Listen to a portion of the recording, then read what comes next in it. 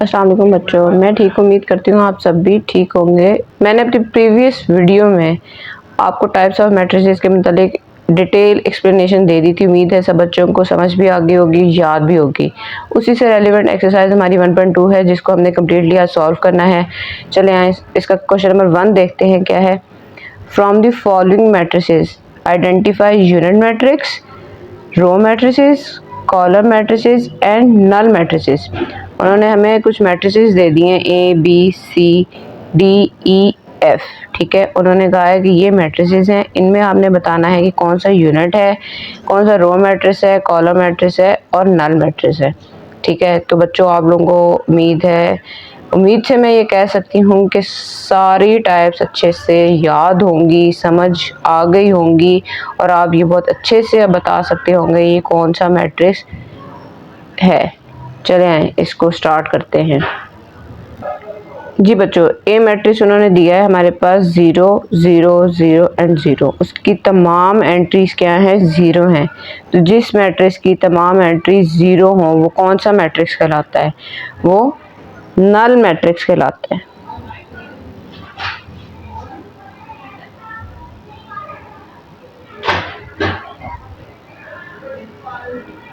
क्यों, या मेंशन कर सकते हैं साइड पर।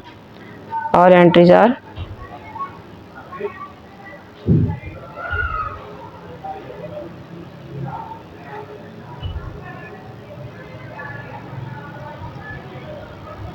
ठीक है। इसी तरह हमारे पास बी मैट्रिक्स दिया हुआ है 2 3 एंड 4। ये इस तरह करके इन्होंने एक मैट्रिक्स लिखा हुआ है ऐसे हॉरिजॉन्टल वाइज। ठीक है, तो हॉरिजॉन्टल लाइन वाइज जो मैट्रिक्स लिखा होगा तो वो कौन सा मैट्रिक्स होता है, वो रो मैट्रिक्स होता है। ये एक रो की फॉर्म में लिखा हुआ है। ठीक है बच्चों, तो ये कौन सा मैट्रिक्स कहलाएगा, रो मैट्रिक्स। बहुत इजी है, सब कुछ सिर्फ आपने देख के बताना है कि कौन सा मैट्रिक्स ये है। ठीक है, क्यों ये रो मैट्रिक्स है, क्यों, क्योंकि ये ओनली इसकी 1 रो है। सी मैट्रिक्स इसी तरह हमारे पास दिया है 4 0 6। ये वर्टिकली लिखा हुआ है। ठीक है, तो वर्टिकल फॉर्म में जो मैट्रिक्स लिखा जाता है वो कौन सा मैट्रिक्स होता है, वो कॉलम मैट्रिक्स होता है। ये कॉलम वाइज लिखा हुआ है ना बच्चों।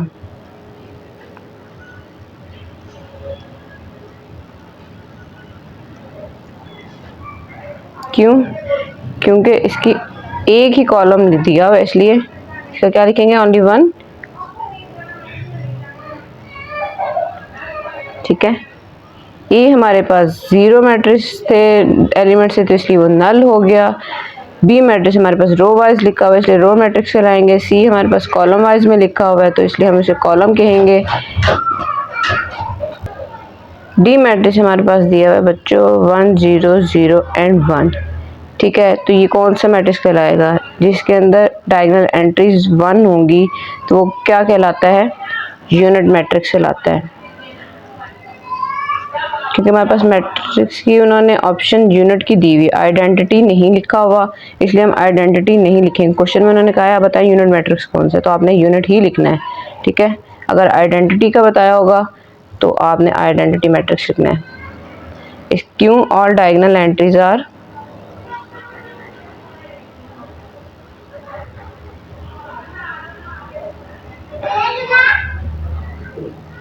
1। इसकी डायगोनल एंट्रीज क्या थी, 1 थी, इसलिए क्या कहलाया गया है, यूनिट मैट्रिक्स कहलाया गया। ई मैट्रिक्स हमारे पास क्या है, एक ही एलिमेंट उसका दिया हुआ है 0। ठीक है, तो 0 जिस एलिमेंट में हो वो कौन सा मैट्रिक्स कहलाता है, वो अगेन नल मैट्रिक्स कहलाता है। इसकी एक ही एंट्री है और वो क्या है, 0 है। All entries are 0। ठीक है, एफ मैट्रिक्स हमारे पास बच्चों दिया हुआ है, एफ दिया हुआ है 5 6 एंड 7। ये कॉलम वाइज लिखा हुआ है, तो इसलिए ये क्या कहलाया जाएगा, कॉलम मैट्रिक्स कहलाया जाएगा।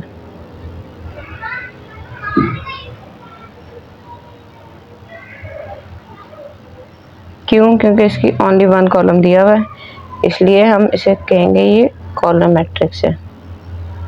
ठीक है, बहुत इजी, बहुत ही सिंपल सा ये क्वेश्चन है। अगर आपको टाइप्स की अच्छी तरह से समझ है तो आप ये बहुत इजीली ये क्वेश्चन सॉल्व कर सकते हैं।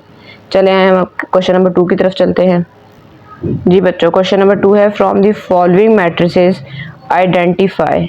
ये नीचे कुछ मैट्रिसेस दिए हुए हैं, इनमें आपने बताना है, आइडेंटिफाई करना है कौन सा ये कुछ पार्ट्स दिए हुए हैं। स्क्वायर मैट्रिक्स, बी है रेक्टेंगुलर मैट्रिक्स, सी है रो मैट्रिसेस, डी है कॉलम मैट्रिसेस, ई है आइडेंटिटी मैट्रिक्स, एफ है नल मैट्रिसेस। ये 6 पार्ट्स उन्होंने दिए हुए हमें, ठीक है। और नीचे इसके आगे क्या हैं, जो मैट्रिसेस दिए हुए हैं वो हैं 1 2 3 4 5 6 7 8 9 पार्ट्स हैं टोटल।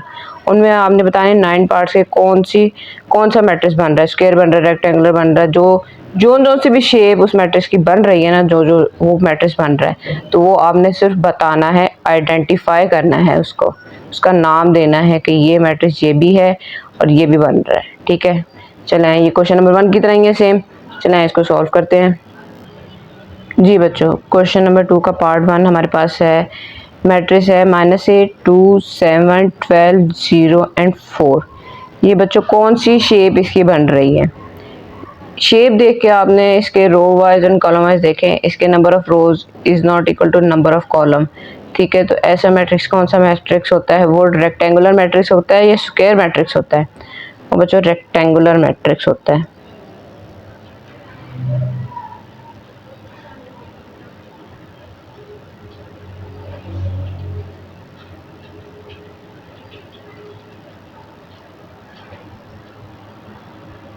ठीक है, अब सेकंड पार्ट कौन है हमारे पास, 3 0 1। जो इस तरह की शेप में लिखा होता है वो कौन सा मैट्रिक्स होता है? पहला तो वो कॉलम मैट्रिक्स होता है, ठीक है।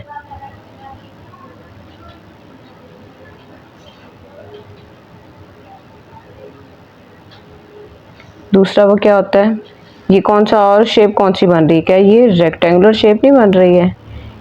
ठीक है, ये रेक्टेंगुलर शेप भी बन रही है। तो इस मैट्रिक्स ये दो इसके नाम आएंगे, एक तो कॉलम वाइज आ जाएगा, दूसरा आ जाएगा रेक्टेंगुलर।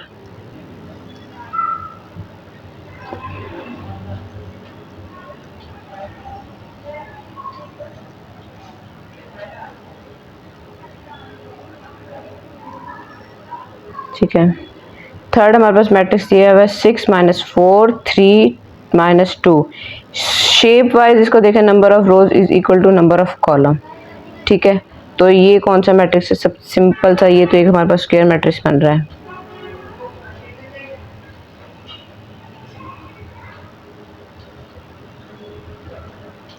ठीक है, और इसका कोई भी नाम नहीं आ रहा है इनमें से। आगे चलते हैं, हमारे पास 4 पार्ट है, 1 0 0 1। ये तो देखते से ही हमें पता चल रहा है कि ये कौन सा मैट्रिक्स है, आइडेंटिटी मैट्रिक्स है। यूनिट मैट्रिक्स या आइडेंटिटी, इस क्वेश्चन में उन्होंने हमें कहा है कि आपने आइडेंटिटी मैट्रिक्स लिखना है, तो इसलिए हम आइडेंटिटी मैट्रिक्स ही लिखेंगे, ठीक है। क्योंकि इसकी डायगोनल एंट्रीज क्या है, हमारे पास 1 है।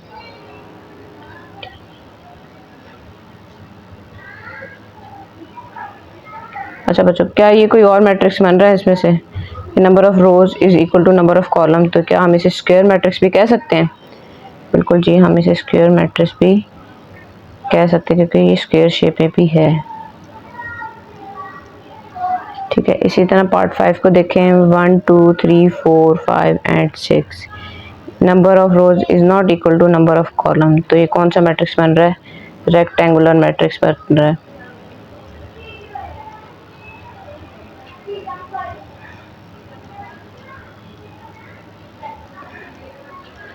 ठीक है, इसके अलावा ये कोई और मैट्रिक्स बन रहा है, कोई और शेप या कुछ चीज़ नहीं, इसके अलावा ये कुछ और नहीं बन रहा। पार्ट 6 है अब, 3 10 -1। ये कौन सी शेप में लिखा हुआ है? देखने से पता चले हॉरिजॉन्टल लाइन लिखी हुई है, तो हॉरिजॉन्टल लाइन रो मैट्रिक्स की होती है, ठीक है। तो ये तो सबसे पहले तो रो मैट्रिक्स बन जाएगा। और number of rows is not equal to number of columns, तो क्या ये स्क्वायर मैट्रिक्स है? नहीं, ये रेक्टेंगुलर मैट्रिक्स बनेगा दूसरा।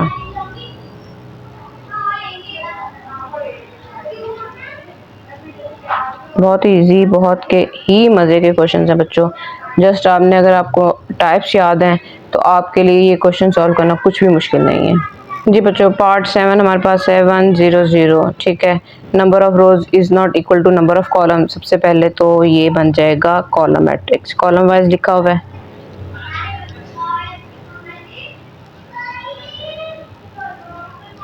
ठीक है, दूसरी चीज ये कौन सी शेप बन रही है, स्क्वायर मैट्रिक्स बन रही है? नहीं, ये तो रेक्टेंगुलर मैट्रिक्स है,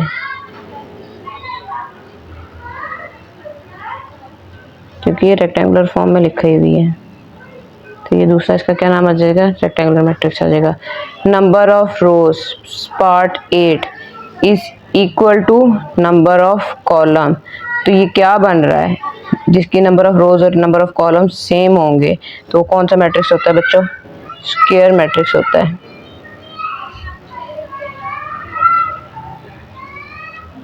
ठीक है, इसके अलावा ये और कोई मैट्रिक्स नहीं बन रहा। पार्ट 9 है 0, तमाम एंट्रीज उसकी 0 हैं। तो सबसे पहले तो 0 जिस मैट्रिक्स में होता है वो कौन सा मैट्रिक्स होता है? वो नल मैट्रिक्स होता है। दूसरा, नंबर ऑफ रोज इसकी हैं 3, नंबर ऑफ कॉलम्स हैं 2, तो ये कौन सा मैट्रिक्स बन जाएगा? रेक्टेंगुलर मैट्रिक्स बन जाएगा।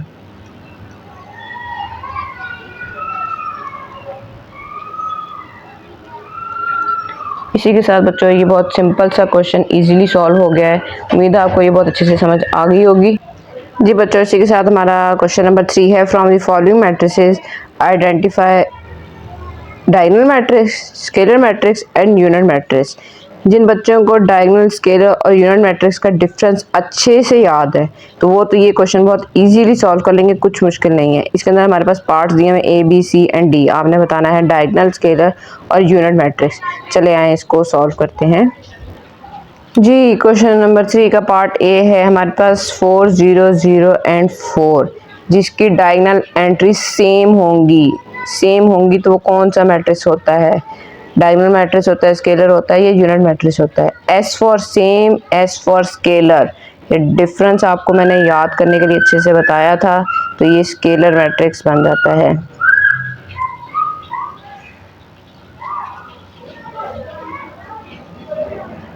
Scalar matrix. ठीक है, इसी तरह हमारे पास बी मैट्रिक्स है 2, 0, 0, -1। डायगोनल एंट्री जिसकी क्या है, डिफरेंट है।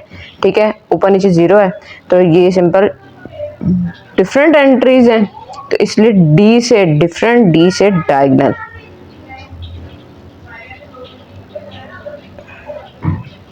डायगोनल मैट्रिक्स बन गया। सी मैट्रिक्स है हमारे पास 1, 0, 0, 1। डायगोनल एंट्री जिसकी 1 है, 1 फॉर आइडेंटिटी। यूनिट मैट्रिक्स, तो यहाँ पे यूनिट मैट्रिक्स हम लिख सकते हैं इजीली।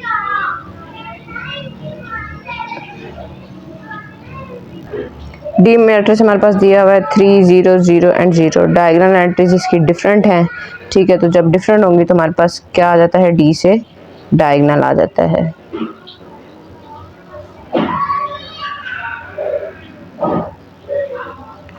ई मैट्रिक्स हमारे पास अनसॉल्व फॉर्म में दिया हुआ है 5, -3, 0, 0, 1 + 1। अगर इसको हम सॉल्व फॉर्म में लिखें, 5 - 3 2, 0, ये 0, 1 + 1 2।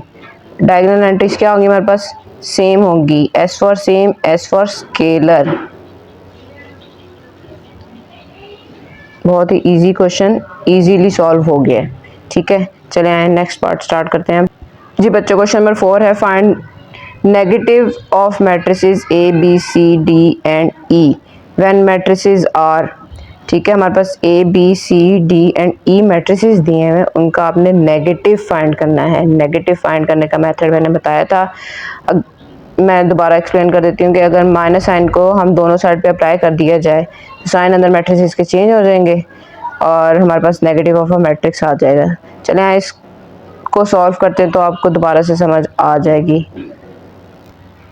ये देखिए हमारे पास ये मैट्रिक्स दिया हुआ है A = 1, 0, 1।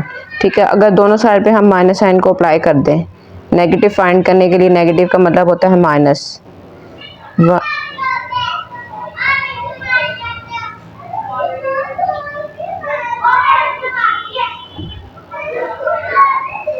-1 plus minus minus plus minus minus, 0 के साइन के साथ प्लस या माइनस लिखने की हमें ज़रूरत नहीं होती। तो ये A मैट्रिक्स का माइनस नेगेटिव हमारे पास आ गया है। ठीक है। इसी तरह बी मैट्रिक्स का नेगेटिव फाइंड करते हैं। बी मैट्रिक्स हमारे पास क्या दिया हुआ, 3 -1 2 एंड 1। नेगेटिव साइन को अप्लाई करें, माइनस साइन को,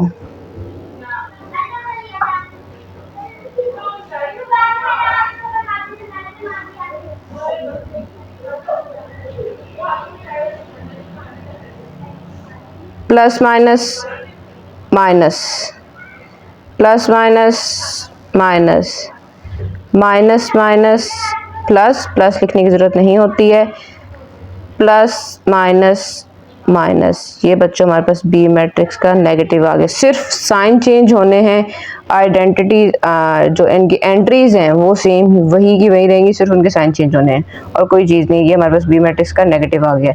इसी तरह अब हम सी मैट्रिक्स का नेगेटिव सॉल्व फाइंड करते हैं। सी मैट्रिक्स के साथ हमने नेगेटिव साइन को अप्लाई किया,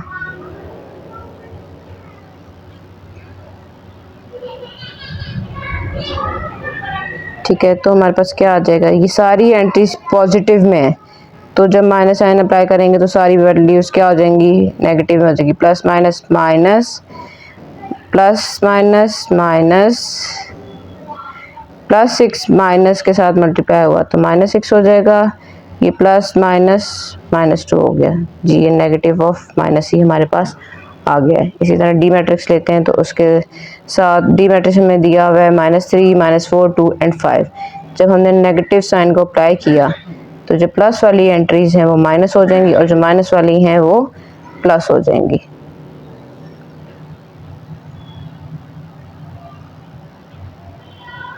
minus minus plus, minus minus plus, minus plus -2, minus plus -5।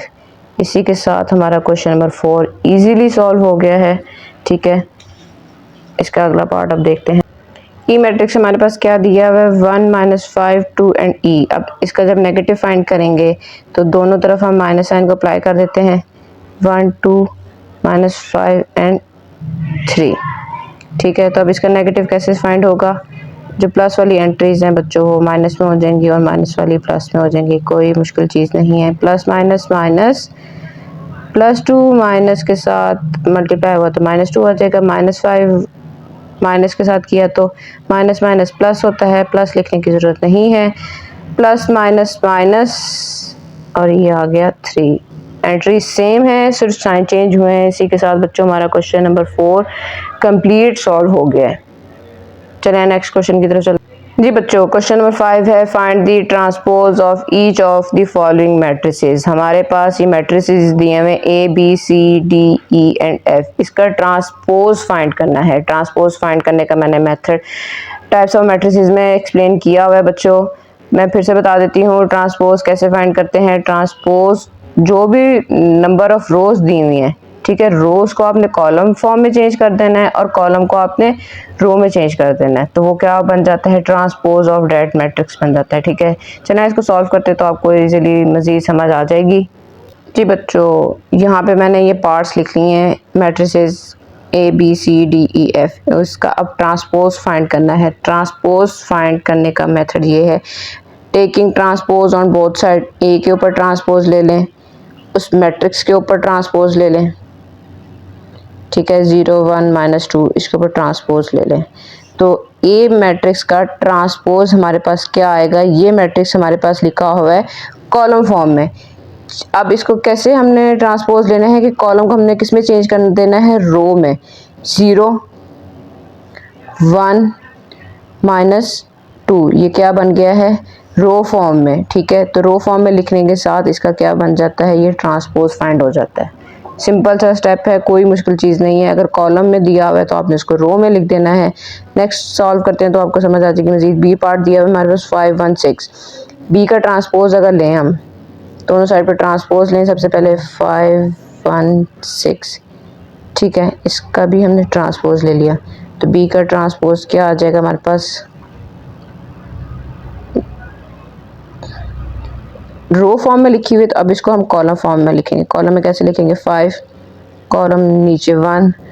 बच्चों जगह थोड़ी सी तंग हो गई है, पर आप प्लीज़ इसको अच्छे से समझ लीजिएगा कि ये रो में लिखा हुआ था, इसको हमने कॉलम में लिख लिया, ठीक है। चले आए, अगला सी पार्ट है हमारे पास 1 2 2 माइनस 1 3 एंड 0। सी का ट्रांसपोज 1 2 2 माइनस 1 3 0, इसके ऊपर भी ट्रांसपोज ले लिया। ठीक है, तो अब इसका ट्रांसपोज कैसे फाइंड होगा? जो ये रो दी हुई है 1 और 2 की, इसको कॉलम में लिखते हैं। फिर सेकंड रो लें 2 माइनस 1 की, ये रो है, इसको कॉलम में लिख दें। कॉलम को हम इस तरह वर्टिकली लिखते हैं, ऊपर नीचे। ठीक है, यहाँ पे 3 और 0 दिया हुआ है, तो यहाँ पे अब ये रो थी, इसको कॉलम की फॉर्म में लिख दें। 3 और 0 क्या होगा? ये उसका ट्रांसपोज फाइंड हो गया सी मैट्रिक्स का। रोज को हमने कॉलम में लिख दिया है, second row second column, third row third column. ठीक है, डी पार्ट है हमारे पास 2 3 0 एंड 5। ये लाइंस मिस्टेक करनी लग गई हैं, तो इसका डी मैट्रिक्स फाइंड करते हैं हम। 2 3 0 एंड 5, इसका लें ट्रांसपोज। तो डी ट्रांसपोज हमारे पास क्या आ जाएगा? फर्स्ट रो फर्स्ट कॉलम 2 3, ये रो थी, उसको कॉलम में लिख दिए। सेकंड रो सेकंड कॉलम 0 5 को अब हम सेकंड कॉलम में लिख देंगे, तो ये डी मैट्रिक्स का हमारे पास ट्रांसपोज आ गया। ठीक है बच्चों, ई मैट्रिक्स का ट्रांसपोज फाइंड करते हैं हम। E transpose is equal to 2 3 minus 4 and 5, उसका ट्रांसपोज हमारे पास लेना है। तो क्या हमारे पास ट्रांसपोज आएगा? E transpose is equal to first row first column, second row second column. कुछ मुश्किल नहीं है, बस आपको रोज को कॉलम में और कॉलम को रो में लिखना आएगा, आता होगा तो आप बहुत इजीली इस ट्रांसपोज को फाइंड कर लेंगे। इसी के साथ हमारे पास है नेक्स्ट पार्ट एफ है। तो एफ पार्ट का हमने ट्रांसपोज फाइंड करना है। ट्रांसपोज कैसे फाइंड होगा? दोनों तरफ अगर हम ट्रांसपोज को ले लें तो एफ ट्रांसपोज हमारे पास क्या आ रहा है? फर्स्ट रो हमारे पास क्या है? 1 2, इसको ये रो वाइज है 1 2, अब इसको कॉलम वाइज लिखें 1 2 3 4, ये सेकंड रो है, तो सेकंड कॉलम में हम इसको किस तरह लिखेंगे? 3 4। और ये बहुत इजी सा क्वेश्चन इजीली सॉल्व हो गया है, क्वेश्चन नंबर 5। चले आए क्वेश्चन नंबर 6 स्टार्ट करते हैं। बच्चों क्वेश्चन नंबर 6 उन्होंने दिया हुआ है verify that if A is equal to 1 2 0 1, B matrix दिया हुआ है 1 1 2 0। दो मैट्रिसेस उन्होंने दिया हुआ है, उन्होंने कहा वेरीफाई मतलब हमने प्रूफ करना है। देन पार्ट 1 है A transpose whole transpose is equal to A. ठीक है, और B transpose whole transpose is equal to B. दो पार्ट्स दिए हुए हैं, उन्होंने कहा है कि पार्ट 1 को अलहदा वेरीफाई करें, प्रूव करें कि ए ट्रांसपोज लें और फिर उसका अगेन ट्रांसपोज लें तो वो मैट्रिक्स ए ही बनता है। इसी तरह बी ट्रांसपोज लें, उसका अगेन दोबारा ट्रांसपोज लें तो वो मैट्रिक्स बी बनता है। ठीक है, तो ये हमने वेरीफाई करना है, इसको सॉल्व करना है। बहुत आसान मज़े का क्वेश्चन है। चलें इसको सॉल्व करते हैं पार्ट वाइज। चलें, A transpose whole transpose is equal to A. ठीक है, तो सबसे पहले तो हमारे पास ए मैट्रिक्स क्या है? 1 2 0 1। ठीक है, अगर हम लेफ्ट हैंड साइड को अब सॉल्व कर रहे हैं तो इसके ऊपर ए मैट्रिक्स तो ले लिया, अब उसका एक दफ़ा ट्रांसपोज फाइंड करें। सबसे पहले ब्रैकेट को सॉल्व करते हैं, दोनों तरफ ट्रांसपोज ले लिया, ट्रांसपोज लिख लें। अब नेक्स्ट स्टेप में इसको सॉल्व करते हैं। A transpose is equal to row को कॉलम में लिखें 1 2 1 2, सेकंड रो सेकंड कॉलम 0 1 0 को 1 को कॉलम वाइज लिख दिया, तो ये हमारे पास ए ट्रांसपोज आ गया, ये चीज़ आ गई है। अब हमने इसका अगेन ट्रांसपोज फाइंड करना है। ठीक है, तो लिख देते हैं हम टेकिंग ट्रांसपोज।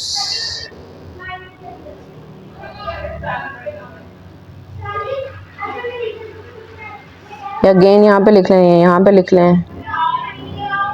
ठीक है, दोबारा ट्रांसपोज लेना है, तो दोबारा ट्रांसपोज लेने के लिए आप ब्रैकेट को यूज़ करेंगे। ठीक है, कि होल का उस ट्रांसपोज ए ट्रांसपोज लिया है उस होल का हमने ट्रांसपोज लेना है।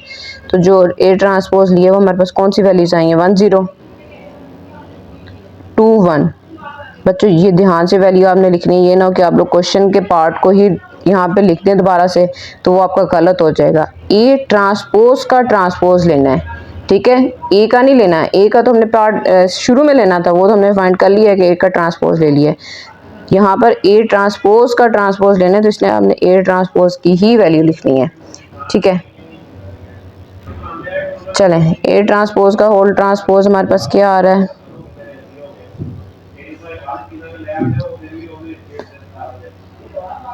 वन जीरो टू वन, ठीक है। फर्स्ट रो फर्स्ट कॉलम 1 0 है तो 1 0 यहाँ पर आ जाएगा, 1 कॉलम में 2 1 है रो वाइज, तो 2 1 को हम कॉलम वाइज में लिख देते हैं, तो ये ए ट्रांसपोज का होल ट्रांसपोज आ सकता है। तो बच्चों गौर से देखें तो 1 2 और 0 1, क्या ये चीज़ और ए मैट्रिक्स का 1 2 0 1, क्या ये दोनों वैल्यूज़ हमारे पास सेम है? तो क्या हम इसकी जगह पर ए लिख सकते हैं?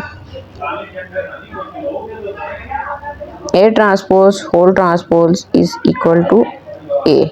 इसके साथ ये हिंट्स प्रूव हो गया है, ठीक है, कि हमारे पास जो ए ट्रांसपोज होल ट्रांसपोज लिया है उसका आंसर ए के इक्वल ही आता है।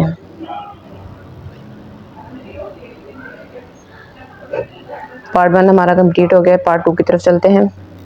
बच्चों पार्ट 2 भी सेम वैसे ही सॉल्व होना है जैसे पार्ट 1 सॉल्व हुआ है। बी ट्रांसपोज का whole transpose is equal to B. B matrix हमारे पास दिया हुआ है 1 1 0 एंड 2। सबसे पहले तो आप बी मैट्रिक्स ले लेंगे। बी मैट्रिक्स हमारे पास है 1 1 2 0, ठीक है। अब इसका ट्रांसपोज फाइंड करते हैं। B transpose is equal to 1 1 2 and 0, इसका होल ट्रांसपोज, ठीक है।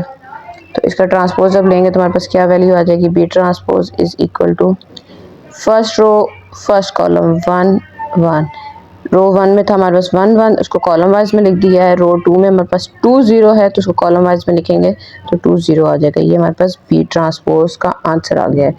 अब अगेन ट्रांसपोज ले लेते हैं बच्चों।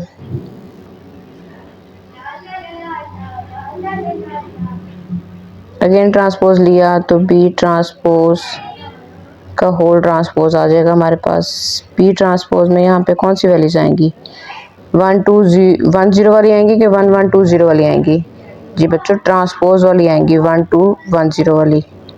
ध्यान से ये स्टेप करना है वरना आपका क्वेश्चन कभी भी प्रूव नहीं होगा, आपकी वैल्यू गलत आ जाएगी और आप परेशान होकर बैठे रहेंगे कि हमारा आंसर गलत क्यों आ रहा है। बी ट्रांसपोज होल ट्रांसपोज लिया,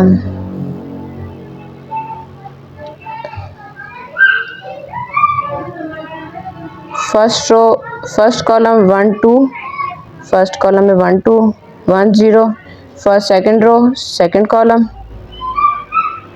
ठीक है जी बच्चों। इसी के साथ अगर आप गौर से देखें तो क्या ये वैल्यूज हमारी 1 1 2 0 वाली क्या ये बी मैट्रिक्स की ही बन रही हैं? तो क्या इसकी जगह हम बी मैट्रिक्स लिख सकते हैं, बी लिख सकते हैं? बिल्कुल लिख सकते हैं। इसी के साथ हमारा ये पार्ट भी प्रूव हो गया जी बच्चों। ये हमारी यहाँ तक एक्सरसाइज कंप्लीट हो गई है। उम्मीद है आपको बहुत अच्छे से तमाम पार्ट समझ आ गए होंगे। अगर फिर भी कहीं पर भी कोई भी प्रॉब्लम हो तो आप मुझे कमेंट में पूछ सकते हैं। Thank you so much, take care, अल्लाह हाफिज़।